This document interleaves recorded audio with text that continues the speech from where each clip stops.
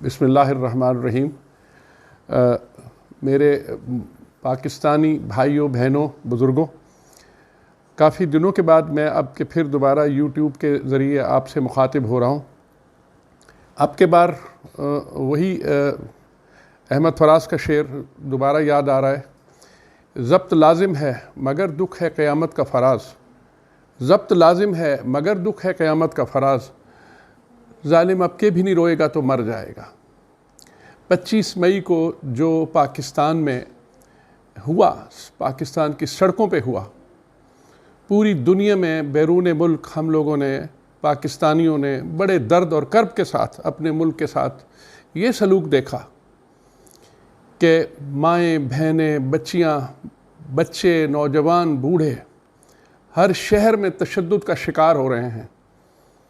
हमारे ही एक्सचेकर और income tax की पेमेंट करने वाले लोगों को सड़कों पे मारा जा रहा है, उनकी गाड़ियां तोड़ी जा रही हैं, औरतों पे तशद्दुद किया जा रहा है। और वो औरतें जिनकी 30-25 साल 40 साल 50 साल की खिदमात हैं उस मुल्क के लिए, उनका लिहाज नहीं रखा जा रहा।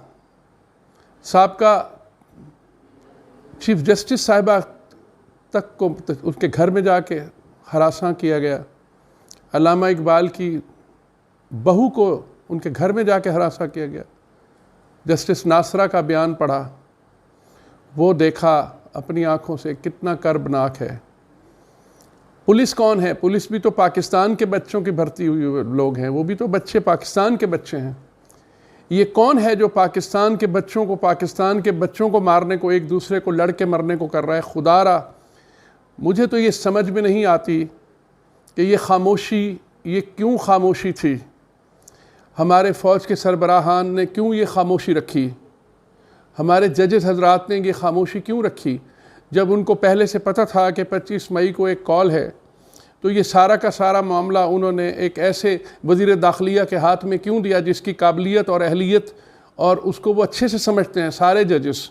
उन्हीं अदालतों में वो शख्स ज़मानत पे है और वो भी संगीन जराइम में। ये कौन सा तमाशा पाकिस्तान के साथ हो रहा है? 60% जो काबीना है उनके ऊपर क्रिमिनल ट्रायल चल रहे हैं।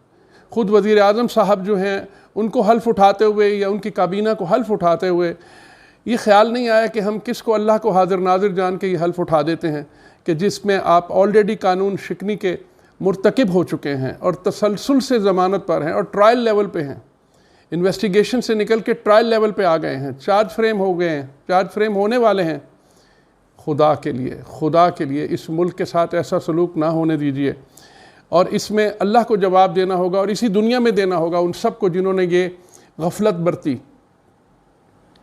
बरती और इस आग को हवा ना दें, क्योंकि जो दुश्मन के अज़ाइम हैं वो इसमें पूरे हो रहे हैं कि इनकी सारी रिसोर्सेज ये खुद जल के आपस में मरें और लड़ के मर जाएं। अगर आप निकालें बजट में से तो कितने करोड़ों रुपए का इन्होंने टीयर गैस शेल बरसा दी अपनी कौम के। क्या कह रहे हैं और मकसद क्या था कि सिर्फ ये इकट्ठे ना हो पाएं? कौन सी क़यामत आ जाती? ये कौन सा ये सलूक हम करना चाह रहे हैं अपना एक दूसरे के साथ? और मैं ख़ास तौर पे उसके अगले दिन मुझे बहुत दुख हुआ बीइंग ओवरसीज़ पाकिस्तानी, और मैं उनकी नुमाइंदगी करते हुए बता रहा हूँ कि पिछले 2 साल से जो मेरे पास फिगर है यहाँ पे, तकरीबन 23 से 24 बिलियन डॉलर ओवरसीज़ पाकिस्तानी आपको रिमिट करता है। एवरेज 221 और 22 की फ़िगर निकालिए। कितना बड़ा सहारा है आपके फॉरेन एक्सचेंज का जो ओवरसीज़ पाकिस्तानी सीधा अपने मुल्क को भेजते हैं। उनके साथ ये सलूक कि अगले दिन पार्लियामेंट में बिल पेश कर दिया कि उनको वोट का हक़ नहीं है। दुनिया में ये मिसाल आपको कहीं नहीं मिलेगी। इतनी ज़्यादती, इतना जुल्म और इतना नाशुक्रापन, ग्रैटिट्यूड भी नहीं है, कोई शुक्र भी नहीं है उन लोगों के से। ओवरसीज़ पाकिस्तानी किस तरह से मेहनत करके अपने मुल्क के लिए पैसा भेजते हैं। सिर्फ ओमान से एवरेज 750 मिलियन डॉलर होता है जहां मैं बैठा हूं। ये क्या कर रहे हैं हम इकोनॉमी की? मैं कोई इतना बड़ा माहिर इक़्तिसादियात नहीं हूं, लेकिन इक़्तिसादियात का और कानून का एक छोटा सा तालिब इल्म हूं। मुझे तो समझ में नहीं आती कि इकोनॉमी को तबाह करने पे कौन लोग तुले हुए हैं, किन के हाथ हैं इसके पीछे। जिन लोगों का जिक्र करते हैं, अगर वो मुल्क, बैरूनी मुल्क, अगर आपको वाकई वो परेशान देखना चाहते हैं तो वो तो चाहते हैं मज़ीद कर्ज़ों में दब के उस हालत में पहुंच जाएं कि एक दूसरे से झगड़े कर कर के मर जाएं और सड़कों पे एक दूसरे पे टीयर शेल पे अपना पैसा खर्च करके मर जाएं। ऐसा कौन सा क़यामत वाला मुल्क आ रहा है? खुदा के लिए कुछ शर्म करें। कुछ लोग जो मेरी इस बात को समझ जाएं, इसका ख्याल करें। और अभी एक फिर दूसरी एक गुजारिश मुझे ये करनी है अपने अदालती निज़ाम से और अरबाब इक़्तिदार लॉर्डशिप जो हमारे जस्टिस साहिबान हैं, जिस तरह उन्होंने पहले रिजीम चेंज वाले दिन खामोशी इख्तियार की और रात के 12 बजे तक अदालतें लगाईं, अभी उन्होंने शाम कर दी अदालत का फ़ैसला करते करते, और वो हुक्म नहीं दे पाए हुकूमत को कि ये मत करें, मत रोकें। ये रेट पिटीशन भी नहीं वो सुन पाए वक्त पे। क्यों हम ऐसा कर रहे हैं? हम लोग अल्लाह और उसके रसूल के नाम से हल्फ उठाते हैं और हल्फ उठा के फिर उसकी हल्फ शिकनी के मुर्तकिब होते हैं और सुओ मोटो नोटिस फ़ौरन ले लेते हैं। क्यों नहीं लोगों को बात करने देते? क्यों घुट घुट के मारना चाहते हैं? क्यों एक ऐसे इस्तबदादी निज़ाम के तहत लोगों को आप मजबूर कर रहे हैं कि वो इस कदर भड़क जाएं कि वो हर किस्म का कानून अपने हाथ में ले लें? मेरी गुजारिश है कि पाकिस्तानियों का ख्याल करें और बैरून मुल्क जो ओवरसीज़ पाकिस्तानी हैं उनके साथ इतना बड़ा जुल्म और ज़्यादती कभी नहीं होने दी जाएगी। ये जो कानून बनाया जा रहा है या बनाया गया है, ये जो बिल पास किया गया है, ये बिल्कुल गलत है, ये ज़्यादती है। ओवरसीज़ पाकिस्तानियों को वोट का हक़ मिलना चाहिए, ये उनका बुनियादी हक़ है। और मैं इसमें गुजारिश करता हूँ अपनी सुप्रीम कोर्ट से कि उनको अब यहाँ पे हमारे बुनियादी हकूक़, फंडामेंटल राइट्स ऑफ पाकिस्तानीज़ के तहत आपको सुओ मोटो नोटिस लेना चाहिए और हमारे हकूक़ के लिए बात करनी चाहिए। We are the major contributor of the foreign exchange to Pakistan. तो उसमें वो क्यों नहीं हमारे लिए सुओ मोटो नोटिस लेते? हमारे हक़ के लिए क्यों नहीं वो आगे बढ़ के करते? हम लोग बरसों मुल्क से बाहर रह के अपने मुल्क के लिए रोते और मरते रहते हैं और उसके लिए कमाते रहते हैं, और हमें कोई राइट भी नहीं दिया जा रहा, वोटिंग राइट्स भी नहीं दिया जा रहा, और एक लॉलीपॉप दे के कि उनके लिए एक मखसूस नशस्तें रख दी जाएंगी। ये कौन सा तरीक़ाकार है? ये कौन सा जमहूरियत है? ये कौन सी निज़ाम जमहूरियत है जिसको हम फॉलो कर रहे हैं? मेरी ये गुजारिश है कि ओवरसीज़ पाकिस्तानियों को नज़रअंदाज ना किया जाए, क्योंकि यही चीज़ एक ना एक दिन किसी तहरीक में बदल गई तो इज्तमाई तौर पे कलेक्टिवली पाकिस्तान को बहुत नुकसान होगा। और मैं इस दर्द से ये बात कर रहा हूँ कि ये नुकसान नहीं होना चाहिए। पाकिस्तान का इक़्तिसादी सफ़र बहुत तेज़ी से ख़राब हो रहा है और हम लोग बहुत ही डिज़ास्टर की तरफ जा रहे हैं। रुपए की कीमत मुसलसल गिर रही है और मजबूरन मैं मानता हूँ हुकूमत के पास कोई हल नहीं है सिवाय इसके कि वो बिजली की कीमतें बढ़ाए, और जब बिजली की कीमत बढ़ती है तो उससे सारा कंज्यूमर प्रोडक्ट्स पे असर पड़ता है। और बुनियादी तौर पे चंद एक चीज़ों पे फौरी अमल की ज़रूरत है जो मैं गुजारिशात पेश करता हूँ। तमाम पाकिस्तान में उन लोगों को जो 8 सिलेंडर 6 सिलेंडर से बड़ी गाड़ियाँ रखते हैं, उनकी गाड़ियों पे जो टैक्स पे नहीं हुए वो फौरी वसूल करना चाहिए, और उन लोगों को इन गाड़ियों के इस्तेमाल को रोक देना चाहिए ताकि उसकी कंजम्पशन कम हो। फ्यूल की कंजम्पशन को कम करवाना चाहिए।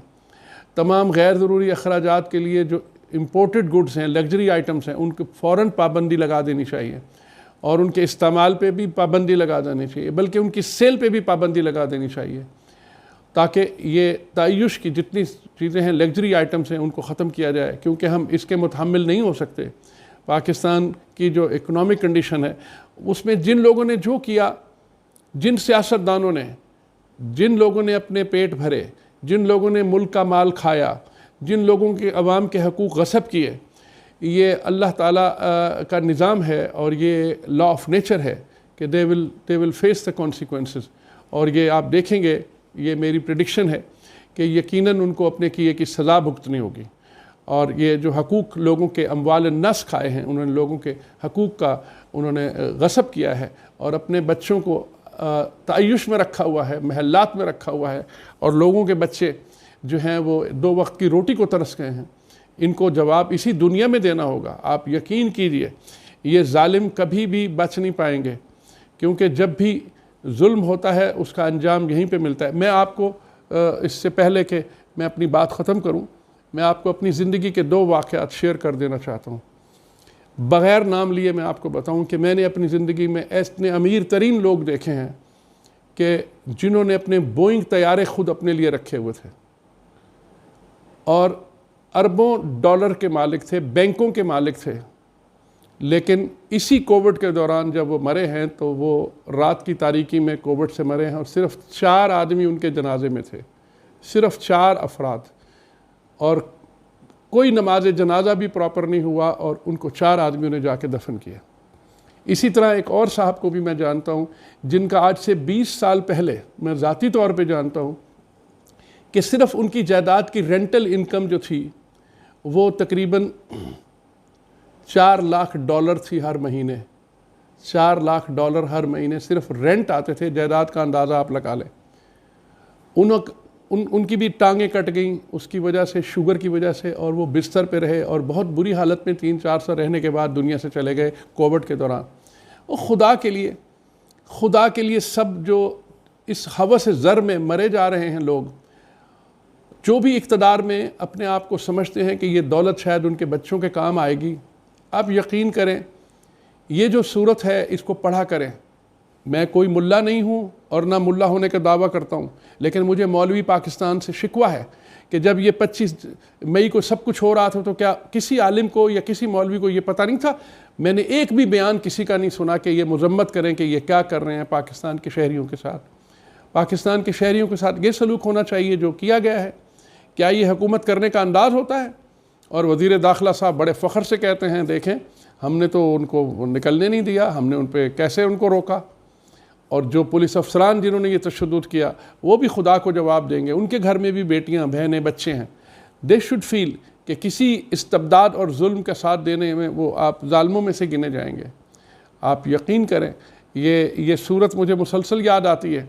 ये दौलतमंद लोगों के लिए जो दौलत और अपने रिश्वत के पैसे को बचाने के लिए ये सारा सलूक करते हैं। बिस्मिल्लाहिर्रहमानिर्रहीम। अल हाकिमुत तकासिर हत्ता ज़ुरतुमुल मक़ाबिर कल्ला सौफ़ा तअलमून सुम्मा कल्ला सौफ़ा तअलमून। खुदा के लिए इसे पढ़ें कि तुम कसरत की हाकमियत में आ जाते हो। जब तक तुम कब्रों को विज़िट नहीं करते, जाते नहीं कब्रों में, कब्रों की ज़ुरतुमुल मक़ाबिर कल्ला सौफ़ा तअलमून, तुम्हें कैसे इल्म आएगा? सुम्मा कल्ला सौफ़ा तअलमून। जब तक तुम जहन्नम के आखिरी दर्जे तक नहीं पहुँचोगे तुम्हें ख्याल नहीं आएगा। तो बराह करम मैं आपसे ये गुजारिश कर रहा हूँ कि अभी भी वक्त है पाकिस्तान को संभालने के लिए। ये बहुत ज़रूरी है कि हम खुदा से डरें। हमारी फ़ौज को भी चाहिए कि वो अपना रोल अदा करे, जिसके हल्फ के तहत खाली जोग्राफियाई हदूद का हिफाजत नहीं करनी होती है। It is not only the boundaries of Pakistan. जो पाकिस्तान के अंदर अगर खलफशार फैले या शर फैले तो उसका साथ देना भी उतना ही मुजरिमाना काम है जितना खामोश बैठना है। फ़ौज सिर्फ हदूद की नहीं, हमारी नज़रियाती हदूद की भी हिफाजत करे, हमारे माशरती हदूद की भी हिफाजत करे। तो ये मैं एक पैगाम है जो सबको देना चाहता हूँ।